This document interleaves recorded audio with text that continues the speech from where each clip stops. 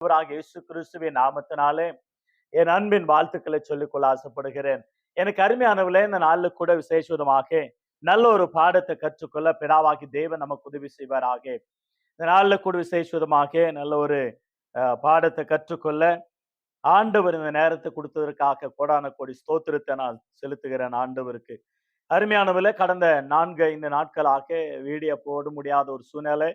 ஒரு பக்கமாக ஊழியம், இன்னொரு பக்கமாக என்னுடைய மொபைல் போன் ஆனது கொஞ்சம் ரிப்பேர் ஆகிவிட்டது. அதை சரி செய்வதற்கு தாமதமான நாட்களானது. ஆகவே இந்த நாளில் கூட விசேஷமாக நல்ல ஒரு பாடத்தை கற்றுக்கொள்ள பிதாவாகி தேவன் நமக்கு உதவி செய்வாராக.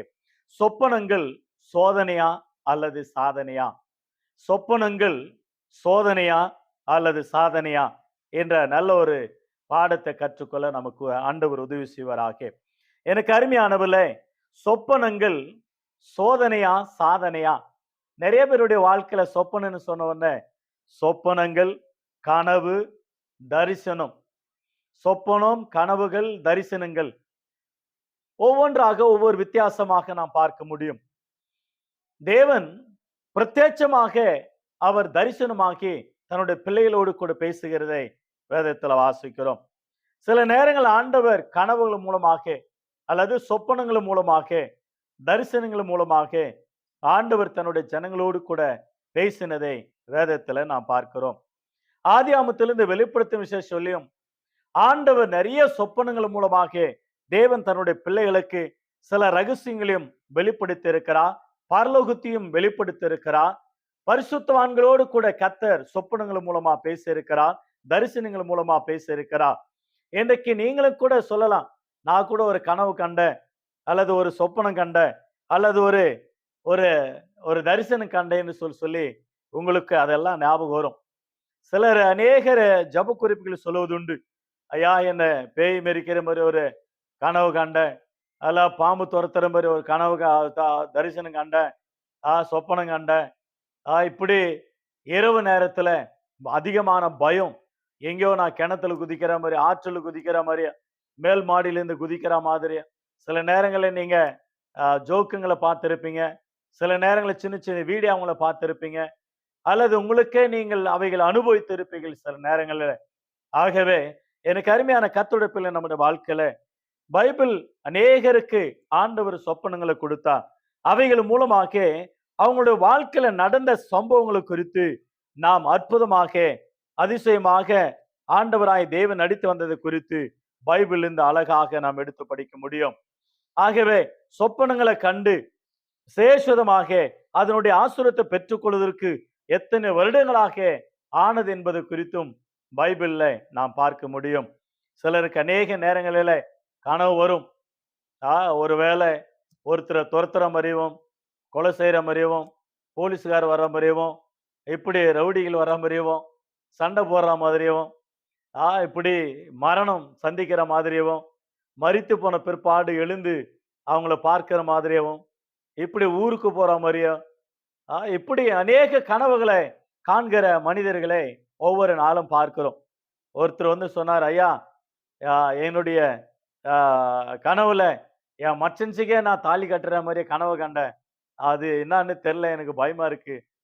இப்படி ஒரு ஜோக்காகவே இருக்கும். மாமேரிக்கு தாலி கட்டின மாதிரியா, எல்லாது அடுத்த பொண்ணு கல்யாணம் ஆயிட்டும் இவனுக்கு ஒரு கல்யாணம் நடக்கிற மாதிரியோ, இதுல சில சம்பவங்கள் நடக்கிறத பார்க்கிறோம். என்னுடைய மனைவி 2 டைம் எனக்கு ஒரு ஒரு சொப்பனத்தை சொன்னார்கள். காலையில் எழும்பி நான் எப்பொழுதும் வழக்கம் போல 3-4 மணிக்கு எழும்பி ஜெபிக்கிறவன், ஒரு நாள் உட்கார்ந்துக்கிட்டு அழுதுட்டு இருக்காங்க. 4 மணிக்கு எழுந்த முன்னே தேம்பி தேம்பி அழுதுட்டு இருக்காங்க. என்னன்னு கேட்டாக்கா சொல்லவே சரின்னு சொல்லிட்டு ஏதோ கெட்ட கனவு வந்திருக்கும் போல அப்படின்னு நினைச்சேன் நானு. அதுக்கு பிற்பாடு பார்த்தா, ஏங்க நீங்க செத்துட்டீங்க நைட்டு, அதனால எழும்பி உட்கார்ந்துட்டு அழுதுட்டு இருக்கிறேன், பிணத்தாண்டு உட்கார்ந்து அழுதுன்னுங்கிற மாதிரி அழுதுன்னு இருந்தேன், அதான் நீங்க கரெக்ட் டைமுக்கு உங்க ஜப டைமுக்கு எழும்பிட்டீங்க. இப்படி அநேக தன்னுடைய மனைவிகள், கணவன்மார்கள் மரித்து போனது. ஏன்னா அப்போ மரணம் வராதுன்னு சொல்லுவாங்க, ஸ்ட்ராங்கா இருப்பாங்கன்னு சொல்லுவாங்கன்னு நினைக்கிறேன். இப்படி ஒவ்வொரு கனவுகளுக்கு, சொப்பனங்களுக்கு விளக்கம் சொல்லுகிறத நான் பார்க்கிறோம். அவ்வண்ணமாகவே பைபிளுக்கு கூட நிறைய காரியங்கள் ஆண்டவர் தெளிவுபடுத்தினார். அதை வெளிப்படுத்தினார்கள். அதை அநேகருக்கு அது புரிஞ்சது.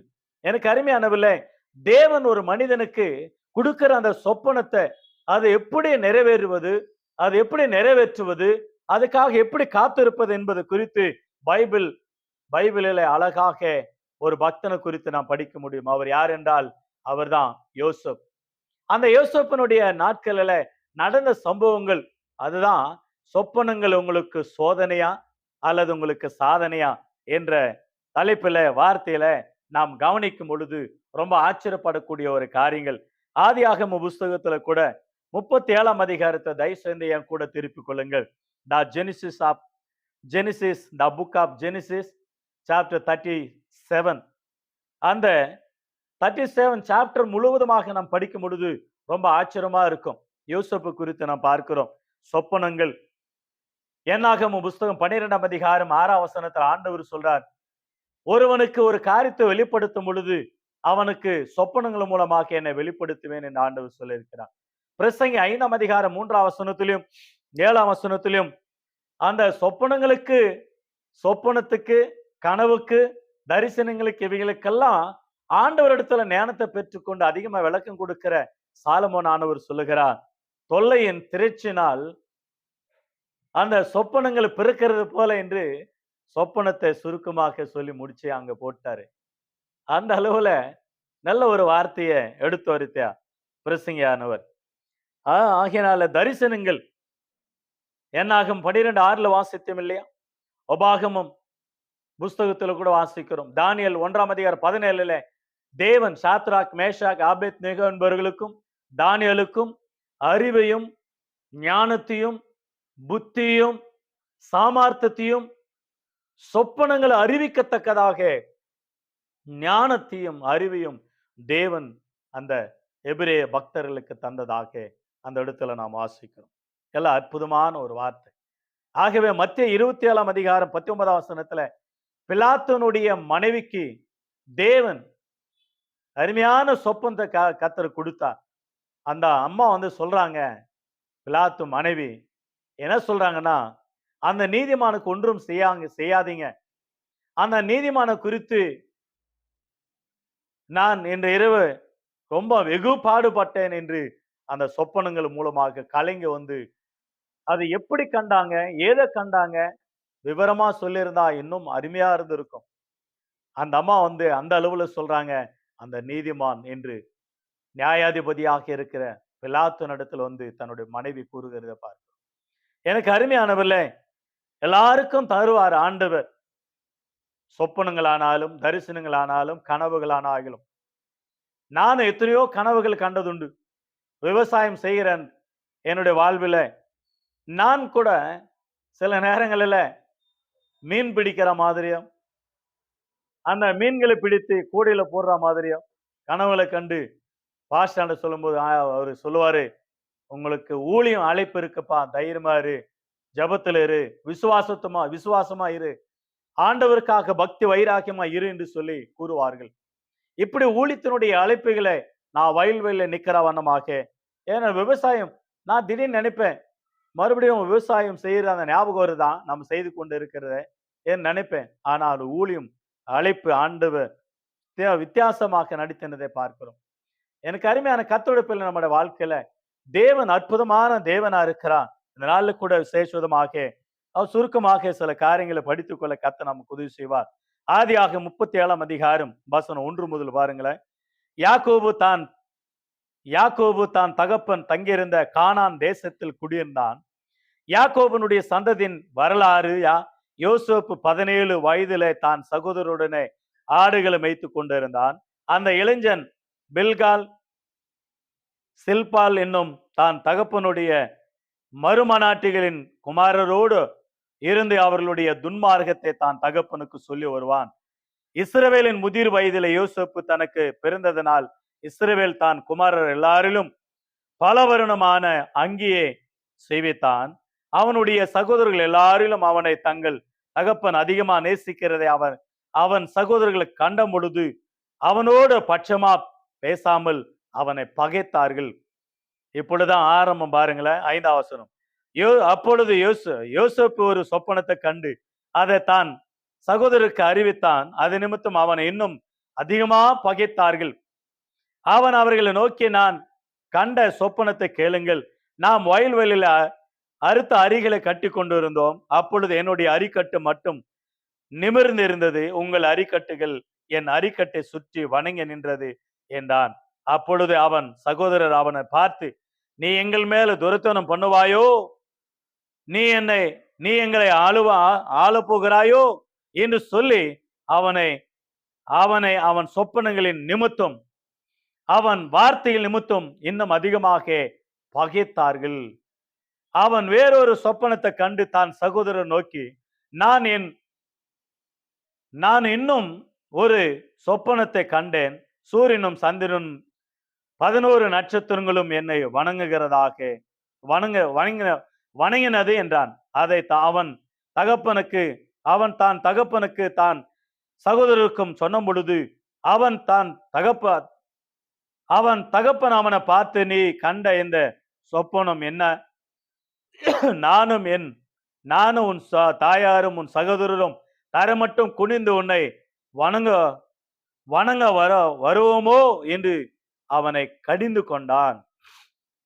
எனக்கு அருமையான கர்த்தருடைய பிள்ளைகளாகி நம்முடைய வாழ்க்கையில சொப்பனங்கள் சோதனைகளா சாதனைகளா? சோதனையா சாதனையா என்ற தலைப்பிலே நாம் படித்துக் கொண்டு வருகிறோம். யோசேப்புக்கு ஒரு சொப்பனம் கண்டார். வயல்வெளியிலே அரிக்கட்டுகளை கட்டி கொண்டு இருக்கிறான். அப்படிப்பட்ட ஒரு சூழ்நிலையில 11 அரிக்கட்டு அவருடைய அரிக்கட்டை சுற்றி வணங்குகிறதா கண்டார். இது என்னவென்றால், தன்னுடைய சகோதரர்கள் யோசேப்பை வணங்குகிறதாக கண்டார். வேறொரு சொப்பனத்தை கண்டார். அது சந்திரனும் சூரியனும் 11 நட்சத்திரங்களும் ஒரு நட்சத்திரமாக்கி அவரை வணங்குகிறதாக கண்டார். இதை தான் சகோதரர்களுக்கு தகப்பனுக்கு சொல்லும் பொழுது அதிகமாக பகைத்தார்களாம். ஏற்கனவே பலவருமான அங்கி, நல்ல ஒரு டிரெஸ் போட்டு அழகு பார்த்து கொண்டு இருக்கிற அப்பா அன்பில இந்த சகோதரர்கள் பகைத்தார்கள். இரண்டாவதாக அவர் கண்ட சொப்பனம், இது நிமித்தமாக அதிகமாக பகைத்தார்களாம். குடும்பத்திலே சகோதரர்கள், குடும்பத்திலே தாய் தகப்பன், பெற்றோர்கள் ஒரு பக்கம் கடிந்து கொண்டார். ஆனாலும் யாக்கோபுக்கு தெரியும் தன்னுடைய மகன் எந்த நிலைமையில வருவார் என்று. அதை மனதில் வைத்துக் கொண்டார். இந்த சகோதரர்கள் இந்த 37ஆம் அதிகாரம் 4ஆம் வசனமும் 5ஆம் வசனத்திலும் அதிகமாக அவனை பகைத்து அவனாண்ட பேசாத இருந்தாருங்களா பாருங்க. அநேக குடும்பங்களில சில பேர் பேசாத இருப்பாங்க. ஆனா அவர்கள் வாழ்க்கையில முன்னேறின பிற்பாடு பாருங்களேன், அக்கான்னுவாங்க, அண்ணன்னுவாங்க, மாமான்னுவாங்க, மச்சான்னுவாங்க, அண்ணின்னுவாங்க, தங்கச்சின்னு சொல்லுவாங்க. இந்த முறைகளெல்லாம் தங்களை சந்தோஷமாக உருவாடுவாங்க. ஆனா பணமே இல்லாவிட்டால், வேலையே இல்லாவிட்டால் அவர்கள் கடிந்து கொள்ளுதலும் துன்மார்க்கமாக பேசுவதும் வித்தியாசமாக இருக்கும். எனக்கு அருமையான கர்த்தருடைய பிள்ளை, நம்முடைய வாழ்க்கையில நாம் எப்படி இருக்கிறோம், ஏதா இருக்கிறோம் பாருங்க. இந்த யோசேப்பை அதிகமாக பகைத்தார்கள். உறவுகள் கூட அவருக்கு தூரம் போனது. 17 வயதுல சேஷதமாக, சிறு வயது 17 வயதுல அந்த பகை உண்டானது. பகைஞர்கள் மத்தியில, கொலைக்காரர்கள் மத்தியில, பகைக்கிறவர்கள் மத்தியில யோசேப்பானவர் வாழ்ந்தார். யோசேப்போடு கூட பேசவில்லை. யோசேப்பை பகைத்தார்கள், அதிகமாக பகைத்தார்கள், சதி ஆலோசனை பண்ணினார்கள். அவன் சொப்பனங்கள் எப்படி பலிக்கும் என்று அவன் மேல் போராமை கொண்டார்களாம். அப்போஸ்தலர் 7ஆம் அதிகாரத்தில் வாசித்தீங்களா, நம்முடைய முற்பிதாக்கள் அந்த யோசேப்பு மேல போராமை கொண்டார்கள் என்று அப்போஸ்தலர் 7ஆம் அதிகாரத்துல அருமையான ஒரு வார்த்தையை வாசிக்கிறோம். அற்புதமா இருக்கு அந்த வார்த்தையை நீங்கள் வாசித்தீங்களானாக்கா. என்ன ஒரு அற்புதமான வார்த்தை. அந்த கோத்திர பிதாக்கள் போராமை கொண்டு யோசேப்பை எகிப்துக்கு போகும்படியாக விற்று போட்டார்கள். என்ன வார்த்தை பாருங்க. அப்போஸ்தலர் 7ஆம் அதிகாரம் 9ஆம் வசனம் 10ஆம் வசனத்துல வாசிக்கிறோம். 9ஆம் வசனத்துல அதிகமா போராமை கொண்டார்களாம். அந்த 20 காசு கூட அவரை விற்று போட்டார்கள். பாருங்களேன். ஆதியாகமம் 28ஆம் அதிகாரம் 37ஆம் அதிகாரம் 28ஆம் வசனத்துல 20 வெள்ளி காசுக்காக மீதியாருடைய கையில விற்று விட்டார்கள். அந்த அளவுல சகோதரருடைய பகை, சகோதரருடைய கோபம், அப்பானுடைய கடிந்து கொள்ளுதல், எந்த அளவுல சொப்பனங்கள் உங்களுக்கு சோதனையா சாதனையா? தேவன் உன்னை கொண்டு செய்கிற திட்டத்தை உனக்கு தெரியப்படுத்தினார். ஆனால் உனக்கு விரோதமாக சாத்தான் சில பேர் எழுப்புவான். அது அண்ணனா இருக்கும், தம்பியா இருக்கட்டும், அண்ணியா இருக்கட்டும், உங்க கணவனுடைய மனைவியா இருக்கட்டும், உன் அண்ணன் தம்பிகளுடைய மனைவிகளா இருக்கட்டும், அப்பாவா இருக்கட்டும், உடன் பிறந்தவர்களா இருக்கட்டும், ஊர்ல இருக்கிற உறவுகள் ஆகட்டும், உன் சொப்பனத்துக்கு விரோதமாக உன்னுடைய வாழ்க்கை நீ உயர்த்தப்படாதபடிக்கு சாத்தான் அவர்கள் மூலமாக ஒரு முள்ளை கொண்டு வருவான், ஒரு உபத்திரத்தை கொண்டு வருவான், ஒரு போராட்டத்தை கொண்டு வருவான், ஒரு சஞ்சலத்தை கொண்டு வருவான். ஆனால் நீங்கள் பொறுமையா இருக்க வேண்டும். 17 வயதுல பகைக்கப்பட்ட யோசப், 17 வயதுல விற்கப்பட்ட யோசப், 17 வயதுல பகையாக அவன் ஒரு துஷ்டனாக நினைத்து அவன் அதிகமாக பகைத்தார்கள், விற்று போட்டார்கள், கொலை செய்யும்படியாக முயற்சி செய்தார்கள். மீதியாருடைய கையில விற்று போட்டார்கள். இரண்டாவதாக இப்பொழுது மீதியாருடைய கையில் இருக்கிறார். ஆதியாக 37 அதிகாரம் வசனம் 35 முதல் 38 வசர வாசிக்கிறோம். அருமையான ஒரு வார்த்தைகள். அந்த மீதியானர் அவர்கள் வியாபாரம் செய்கிறவர்கள், அதாவது வர்த்தகம், அவர்கள் வியாபாரம் செய்கிறவர்கள். அவர்கள் எகிப்து தேசத்துக்கு போகிறார்கள். அப்படி போகும் பொழுது 20 காசுக்கு விற்று போட்டார்கள். இவர்கள் மார்க்கெட்ல எவ்வளவு காசு வித்தாங்கன்னு தெரியல யோசப். ஆனா இரண்டாவதாக அவர்கள் யோசேப்பை விற்பனை செய்து விட்டார்கள். மூன்றாவதாக ஆதியாகம புஸ்தகம் 39 அதிகாரத்துல இப்பொழுது யோசப் எகிப்திலே போத்திபாருடைய வீட்டில் இருக்கிறார். ஒரு வேலைக்காரனாக, ஒரு அடிமையாக, ஒரு வேலைக்காரனாக எகிப்து தேசத்துல யோசப் ஆனவர் இருக்கிறார். ஆதியாகமம் 39 அதிகாரம் 1 முதல் 23 வசனங்களை பார்க்கும் பொழுது அந்த இடத்துல அந்த போத்திபார் என்ன செய்கிறார்? யோசேப்பை வந்த நிமித்தமாக என் வீடு ஆசீர்வாதம், என் ஆடு மாடுகள் ஆசீர்வாதம், என்னுடைய ஆஸ்தி பெருக்கும், என்னுடைய குடும்பம் ஆசீர்வாதமா சமாதானமா இருக்கிறது. ஆகவே யோசேப்புக்கே நம்ம அதிகாரத்தை கொடுக்கலாம் என்று யோசேப்புக்கு ஒரு அதிகாரத்தை கொடுத்து விட்டார். அந்த வீட்டுல அவருடைய மனைவி தவிர வேற எல்லாருமே யோசேப்பினுடைய வார்த்தை கேட்க வேண்டும். அப்பொழுது யோசேப் மிகவும் அழகுள்ளவன், நல்ல அருமையான வாலிபன், அழகு மேனி உடையவன். ஆகவே இந்த போத்திபாருடைய மனைவி யோசேப் மேல கண்ணு போட்டு ஒவ்வொரு நாளும் தொல்லை கொடுத்து கொண்டே இருந்தாலும் பாருங்க. அப்பொழுதுதான் 9ஆம் வசனத்துல, இந்த வீட்டில என்னிலும் பெரியவன் இல்லை, நீ அவருடைய மனைவியா இருக்கிறபடினால் உன்னை தவிர வேறொன்றையும் அவர் எனக்கு விலக்கி வைக்கவில்லை. இப்படி இருக்க நான் இந்த இத்தனை பெரிய பொல்லாங்குக்கு உடன்பட்டு தேவனுக்கு விரோதமாக பாவம் செய்வது எப்படி என்றான். அவள் அவனை கையை பிடித்து இழுக்கிறாள். வா என்னோட கூட சைனி என்று சொல்லி போத்திபாருடைய மனைவி அந்த அளவுல ஒவ்வொரு நாளும் அவனுக்கு தொல்லை கொடுத்து கொண்டே இருக்கிறான். யோசேப் மேல கண்ணு போட்டால் யோசேப்பை தினந்தோறும் தொல்லை கொடுத்து கொண்டே இருந்தால், வஸ்திரத்தை கையில பிடித்து கொண்டு இழுக்கிறார். ஆனால் அந்த வஸ்திரத்தை விட்டு விட்டு யோசேப் ஓடுகிறதை பார்க்கணும். பைபிள் சொல்லுகிறது அருமையான ஒரு வார்த்தை, விக்கிர ஆராதனைக்கு விலை ஓடுங்கள், பாலியத்துக்குரிய இச்சைகளுக்கு விலை ஓடுங்கள், உபச்சாரத்துக்கு விலை ஓடுங்கள், வேசித்தனத்துக்கு விலை ஓடுங்கள். ஆனால் யாக்கோபானவர் சொல்லுகிறார், தேவனுக்கு கீழ்ப்படிந்திருங்கள், பிசாசுக்கு எதிர்த்து நில்லுங்கள் என்று. ஒரே ஒரு வார்த்தை, பிசாசுக்கு தான் எதிர்த்து நிற்க வேண்டும். விக்கிர ஆராதனைக்கும் வேசித்தனத்துக்கும் பாலியத்துக்குரிய இச்சைகளுக்கும் உபச்சாரத்துக்கும் நாம விலகி ஓட வேண்டும். ஒருவேளை அவமானங்கள் நிந்தனைகள் வரலாம்.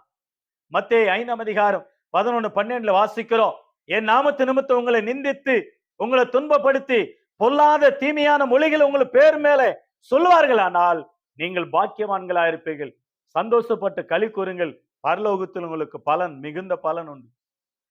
ஊழியர்களாகிய நமக்கு விரோதமாக எத்தனையோ நாவுகள் பேசும்.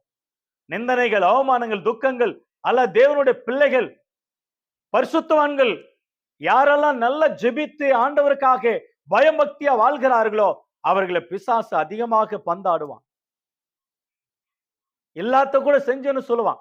ஆமா, உபச்சாரம் செஞ்சான், திருடனா, பொய் பேசனா, ஐயோ நான் கண்ணார பார்த்த, காதார கேட்டேன் எல்லாம். ஏன்னா அவங்க விசுவாசத்தை ஒழிப்பதற்காக, தேவனிடந்து ஐக்கியத்தை பிரிப்பதற்காக, அவங்க ஊழியத்தை ஒழிப்பதற்காக. ஆனால் ஆண்டவர் நம்மோடு கூட இருக்கு. ஆகேதான் அப்போஸ்தலர் 7ஆம் அதிகாரம் 9ஆம் வசனத்துல போராமையினால் விற்று போட்டார்கள். 10ஆம் வசனத்துல ஆனாலும் தேவன் யோசேப்போடு கூட இருந்தார். உன் கூட என் கூட தான் இருக்கிறார். நீங்க கவலைப்படாதீங்க, வேதனைப்படாதீங்க, துக்கப்படாதீங்க. நிந்தனைகள் வரும், அவமானங்கள் வரும், போராட்டங்கள் வரும், கண்ணீர்கள் வரும், கலக்கங்கள் வரும், கஷ்டங்கள் வரும், நஷ்டங்கள் வரும், வேதனைகள் வரும், துக்கங்கள் வரும். பட் தேவன் நம்மோடு கூட இருக்கிறார். God with us. தேவன் நம்மோடு கூட இருக்கிறார். இல்லாத பொல்லாத நம்ம சொல்லிக் கொண்டே இருப்பான் பிசாசு. ஆனாலும் தேவன் நம்மோடு கூட இருக்கிறார். ஆகவேதான் சங்கீதங்களின் புஸ்தகம் அவரை சிறைச்சாலையில போடுகிறாங்க பாருங்க. போத்திபார் வீட்டில இருந்து எங்க போகிறார் என்றால் இப்பொழுது சிறைச்சாலைக்கு போகிறார். அந்த சிறைச்சாலை கூட சாதாரணமானது அல்லங்க. அந்த சிறைச்சாலையில கூட 2 பேரு 2 கனவு கல்றானுங்க. அவங்களுடைய கனவுக்கு சொல்லும் பொழுது அங்கேயும் யோசேப்புக்கு அடி உததான். ஆகேதான் சொப்பனங்கள் சோதனையா உனக்கு சாதனையா? யோசேப்பினுடைய வாழ்க்கையில சாதனை, ஆனால் அந்த சாதனைக்கு முன்பாக ஒரு சோதனை. இன்னொரு பக்கம் அப்பா அம்மா கோபப்பட்ட ஒரு சோதனை. இன்னொரு பக்கம் சகோதரர்கள் அதிகமா பகைத்து பேசவில்லை. ஒரு அண்ணன் தம்பி பேசலன்னா எப்படி இருக்கும்? நம்முடைய மனசு எப்படி இருக்கும்? ஒரு அண்ணன் பேசலன்னா, தம்பி பேசலன்னா, அக்கா பேசலன்னா ரொம்ப வேதனையா இருக்கும். அதுதான் நடந்தது 37ஆம் அதிகாரத்துல. ஆகவே சிறைச்சாலையில் இருக்கிறார். 40ஆம் அதிகாரம் யோசேப்பு சிறைச்சாலையில் இருக்கிறார். ஆதியாகமம் 40ஆம் அதிகாரம் 1ஆம் வசனம். இந்த நடவடிக்கைகளுக்கு பின்பு எகிப்து ராஜாவுக்கு பான பாத்திரக்காரனும் சுயம்பாக்கியும் எகிப்து ராஜாவாக்கிய தங்கள் ஆண்டவனுக்கு குற்றம் செய்ததினாலே அவர்களை சிறைச்சாலையில் போட்டு விட்டார்கள். அப்பொழுது இருவருக்கும் ஒரு சொப்பனம் கண்டது. அந்த சொப்பனத்தின் அர்த்தம் என்னவென்றால், அருமையாக அந்த பான பாத்திரக்காரனுக்கு, பான பாத்திர தலைவனுக்கு யோசேப்பு சொல்லுகிறார், 3 நாளைக்குள்ள ராஜா உன்னை விடுதலாக்குவார், உன் தலையை உயர்த்துவான், உன்னுடைய வேலை உனக்கு கிடைக்கும். அப்படியா? அந்த சொப்பனத்துக்கு விளக்கம் சொல்லியாச்சு. 2வது சொப்பனம் சுயம் பாக்கியான். அவனுக்கும் ஒரு வார்த்தை சொன்னார், உனக்கும் 3 நாள் விடுதலை உண்டாயிடும், ராஜா உன்னை உயர்த்தி உன் தலையை எடுத்து உன்னை கொன்று போட்டுவார். உடனே ஒரு அடி அடிச்சான் பாருங்க. பைபிள் இல்ல, பட் சரித்திர புத்தகங்கள் அந்த அந்த மூவிங், அதாவது அந்த படம், யோசேப்பினுடைய படத்தை நீங்க பாத்தீங்களான்னு தெரியும். உடனே யோசேப்பை அடிச்சு சிறைச்சாலையில ரொம்ப வேதனைப்படுத்துவாங்க. ஆனா அப்படிப்பட்ட ஒரு சூழ்நிலை கூட சொப்பனங்கள் சோதனையா சாதனையா? யோசேப்பினுடைய வாழ்க்கையில சோதனை தான். ஆனா பட் அதை தாங்கி கொண்டார் சாதனையாக.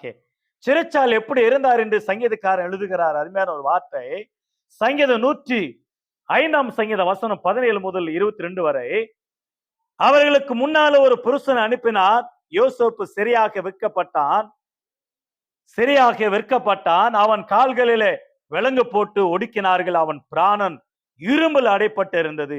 கர்த்தர் சொன்ன வார்த்தை நிறைவேறும் அளவு அவருடைய வசனம் அவனை புடமிட்டது. ராஜா ஆள் அனுப்பி அவனை கட்டவக்க சொன்னான். ஜனங்களின் அதிபதியை அவனை விடுதலை பண்ணினான். தான் பிரபுக்களையும் அவன் மனதின்படியே கட்டவும், தான் மூப்பர்களின் ஞானிகளாக்கவும், அவனை தான் வீட்டுக்கு ஆண்டவனும் தான் ஆஸ்திக்கெல்லாம் அதிபதியும் ஆக்கினான். எகிப்து தேசத்துக்கு ஒரு அதிபதியாக யோசேப்பானவர் மாறினார். ஆனா அதுக்கு மேல கர்த்தருடைய வசனம் சொல்ற அளவுல அவனுடைய உயிர் சங்கிலில் அடைப்பட்டு இருந்தது. ஆண்டவர் வித்தியாசமாக அவர் நடத்தினது விதமே வேற யோசேப்பினுடைய வாழ்க்கையில். ஆகவே ஆமோஸ் 6ஆம் அதிகாரம் 6ஆம் வசனத்துல யோசேப்புக்கு நேரிட்ட கவலை குறித்து ஒருவரும் கவலைப்படுறது இல்லை. யோசேப்புக்கு வந்த வேதனையும் துக்கமும் யாரும் அது அவரை கண்டு கொள்ளவில்லை என்று வேதம் சொல்லுகிறது. எனக்கு அருமையான கர்த்தருடைய பிள்ளை, நம்முடைய வாழ்க்கையில பொறுமையா இருக்கும் பொழுது ஒரு பெருத்த ஆசீர்வாதத்தை யோசேப்பானவர் பெற்றுக்கொண்டார். இப்பொழுது எகிப்து தேசத்துல இருக்கிறார். எகிப்து தேசத்துல 40ஆம் அதிகாரத்திலையும் 41ஆம் வசனத்திலையும் அருமையாக அவருக்கு பதவி தேடி வருகிறது. என்ன பதவி? 41 42ல 42ஆம் அதிகாரத்துல யோசேப்பு கண்ட கனவுகளுக்கு, யோசேப்பினுடைய கனவு அது பிற்பாடு நாம் பார்க்கலாம். யோசேப்பு கண்ட கனவுக்கு விளக்கம் தந்த உடனே அருமையாக பார்வோன் கண்ட கனவுக்கு யோசேப்பு விளக்கு கொடுத்த உடனே இப்பொழுது யோசேப்பு அந்த எகிப்து தேசத்தில் அதிபதியாக மாறிவிட்டார். அந்த அருமையாக மேலும் பார்வோன் யோசேப்புக்கு சப்னாத் பனேயா என்கிற பெயரிட்டு ஓன் பட்டணத்துக்கு ஆசாரியனாக இருக்கிற போத்திபிராவின் குமார்த்தியாகிய அஸ்னாத்தை அவனுக்கு மனைவியாக கொடுத்தான். இப்பொழுது 30 வயது, 17 வயது முதற்கொண்டு 30 வயது வரையும் பட்ட பாடுகள், வேதனைகள், துக்கங்கள். எனக்கு அருமையான கத்துடைப்பில் நம்முடைய வாழ்க்கையில உனக்கு எவ்வளவு வேதனைகள், எவ்வளவு துக்கங்கள், இவ்வளவு வருஷமா நான் பாடுபடுகிறேன், இவ்வளவு வருஷமா நான் வேதனைப்படுகிறேன், இவ்வளவு வருஷமா நான் கஷ்டப்படுகிறேன். ஊழியத்துல கூட பெரிய தரிசனம் உண்டு. பட் அந்த தரிசனங்களை கண்டு இருக்கிறோம். எங்களுக்கு டைமே இருக்காது. அந்த அளவுல ஜனங்கள், அந்த அளவுல சபை, அந்த அளவுல ஊழியம், அந்த அளவுல பெருக்கும். அதெல்லாம் நிறைவேற நான் காத்து கொண்டு இருக்கிறேன், எதிர்பார்த்து கொண்டு இருக்கிறேன். ஆனாலும் அதுக்கு முன்னதாக எவ்வளவு நிந்தனைகள், எவ்வளவு கஷ்டங்கள், எவ்வளவு நஷ்டங்கள், எவ்வளவு வேதனைகள், எவ்வளவு தரித்திரங்கள், எவ்வளவு தேவைகள், எவ்வளவு போராட்டங்கள். ஆனாலும் தேவனாய் கர்த்தர் எங்களை கைவிடாமல் அவைகள் மத்தியில ஆண்டவர் நடத்தி கொண்டு வருகிறார். ஆகவே இந்த சிறைச்சாலிருந்து விடுதலாய் எகிப்து தேசத்தில் இப்ப அதிபதியாக நிற்கிறார் யோசேப்பானவர்.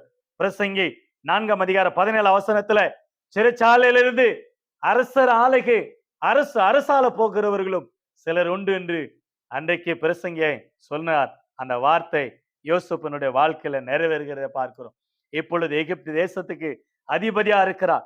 சொப்பனத்தினுடைய விளக்கம் சொன்னது நிமித்தமாக இரண்டாவதாக கனம் பாருங்க, அவருக்கு எவ்வளவு அருமையான கனம் பண்ணுகிறார்கள். மெல்லிய வஸ்திரம் யோசேப்புக்கு, முத்திர மோந்திரம், பொண்ணு சரப்பணி.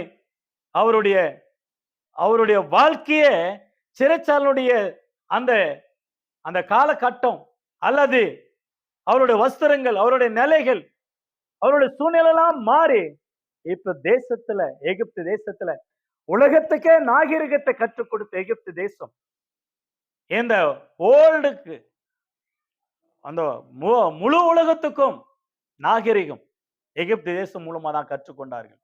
எனவே எனக்கு அருமையான கத்துடைப்பில் நம்முடைய வாழ்க்கையில யோசேப்பு சொப்பனம் கண்டார். சோதனையா சாதனையா?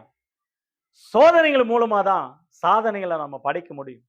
தடிக்கல்லை படிக்கற்களாக மாற்ற வேண்டும். சோதனையை நம்ம சாதனையாக மாற்ற வேண்டும்.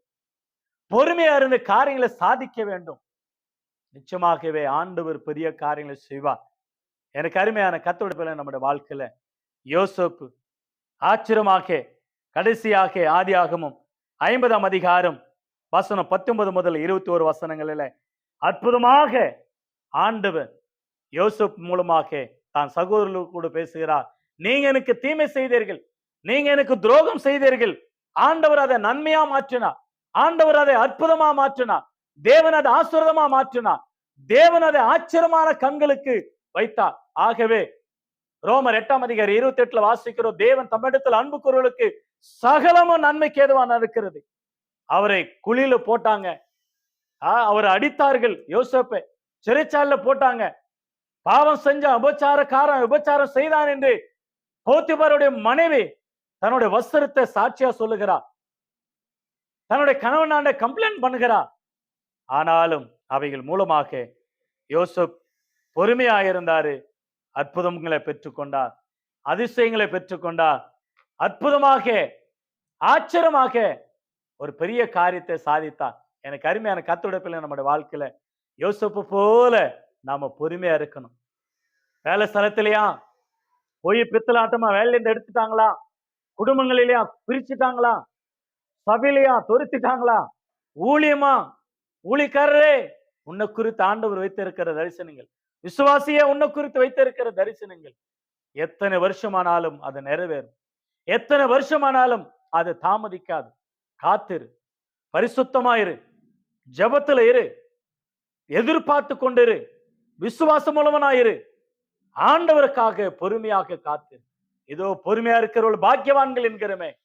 யோபின் பொறுமை குறித்து கேள்விப்பட்டு இருக்கிறீர்களே. யோசப் கண்ட சொப்பனங்களுக்கு சோதனை வந்தது. ஆனா சாதனையா கர்த்தர் அதை மாற்றி எகிப்து தேசத்துக்கு அதிகாரியாக மாற்றி வைத்தார். அல்லேலூயா. கர்த்தர் உங்களையும் என்னையும் அப்படியாக வைப்பார். ஆண்டவருடைய நாமம் மகிமைப்படுவதாக. God bless you all. உங்களை யாவருக்கும் இயேசுவின் நாமத்தினாலே வாழ்த்துகிற. மீண்டும் கர்த்தர் உங்களை யாவரும் ஆசீர்வதிப்பார்.